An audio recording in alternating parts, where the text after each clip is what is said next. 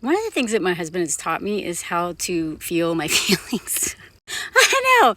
Who would think that a man would teach me that, right? But that's one of the things that I probably should talk about more. I've been struggling quite a bit with my mental health and stuff, just because I'm doing EMDR right now.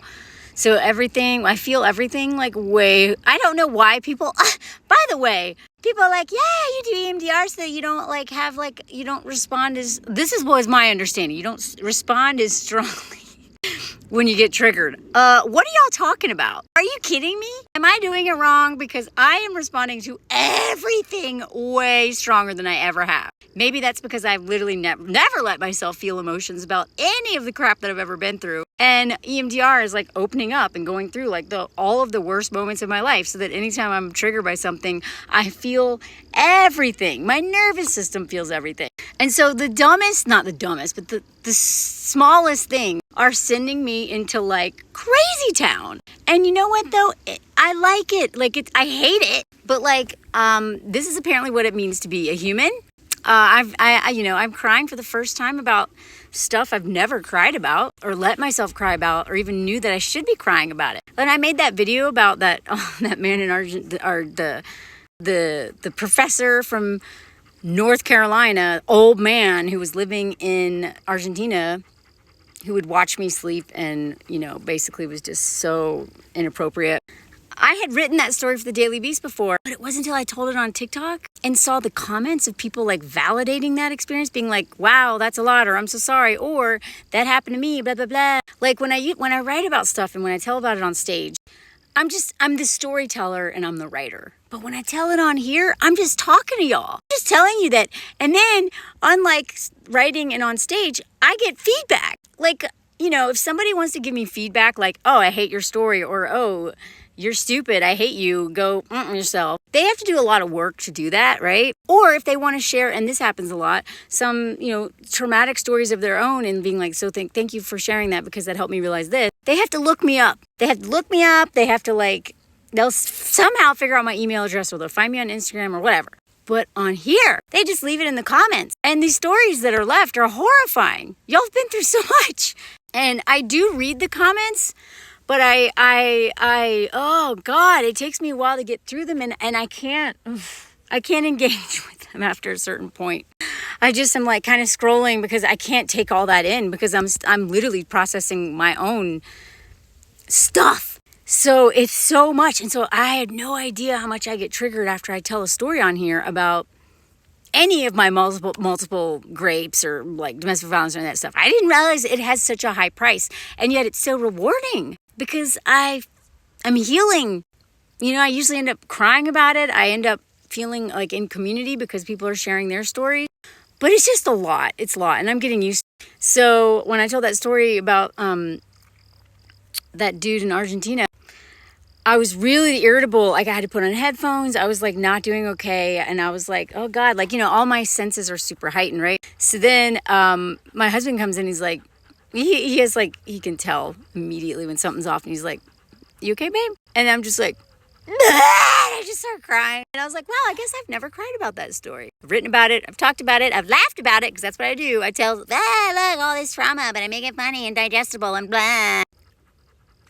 But the difference between telling stories on here versus on stage or in writing is that I'm the person it happened to. When you write, you kind of are just having to tell it from the writer, the author's voice. When you're on stage, you're performing. But here I'm not. I'm not writing. I don't script any of this out. I literally just talk the way I would talk to a friend. And, it's not that I haven't mentioned this stuff in therapy, but I don't ever cry about it. I'm like, whatever. But it's when other people reflect back at me what I just said through their own stories or just validating it. It's like, oh my God, I'm the person this happened to. It's next level.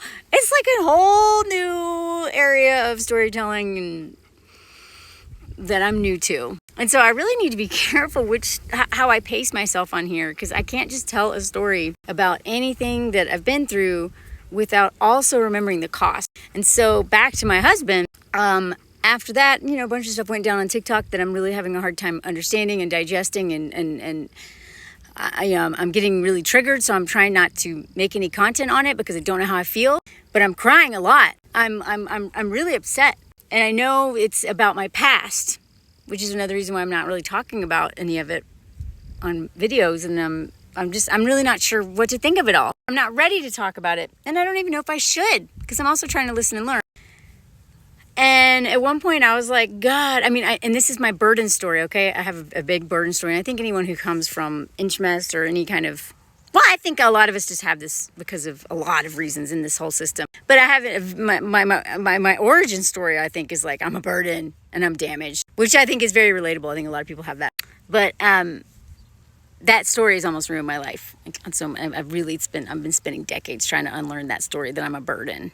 So anytime I cry, I'm like, in a mess, I'm like, I'm sorry, it must be so hard to support me. My husband just has to keep saying, babe, I know what I signed up for.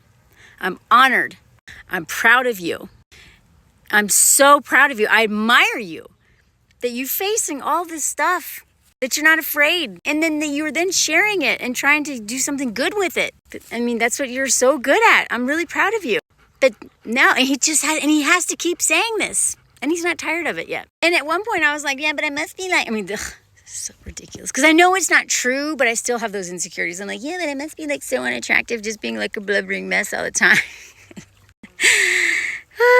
And he was just like, no, that's not true. I love that you're crying a lot. I know how hard it was for you to let yourself cry, how long overdue it is. I love seeing it. I love seeing you learn how to get mad. He's really like, and I have a whole story I want to tell separately about the first time he literally told me to just go into a rage. He has held space for me, or literally like he can handle it. He knows he can handle it. So when it's necessary, anyway, I'll do another one about that. The point is, and he said this just the other day, he was like, look, my number one priority right now especially is to make you feel safe. That's it.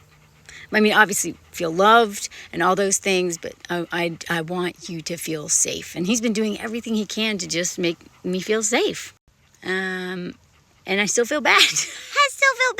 I feel like such a burden. I'm like, God, I can't believe he's been open it. And he keeps reminding me, do you have any idea what you do for my life? Do you have any idea how much sorry, my dog's tail got in the way. How much you give to me? Like, anyway, y'all, I swear these narratives never go away. They always find new insidious ways to pop up. Anyway, I'm telling this because if I was not with a partner like this, I'd rather be single.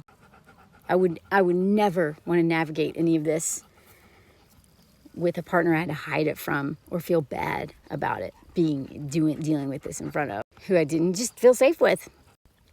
Feeling safe is, in fact, come to find out, much to my own surprise, one of the most important things for me in a relationship. And he's knocking it out of the park with that one. Anyway, blah, blah, blah.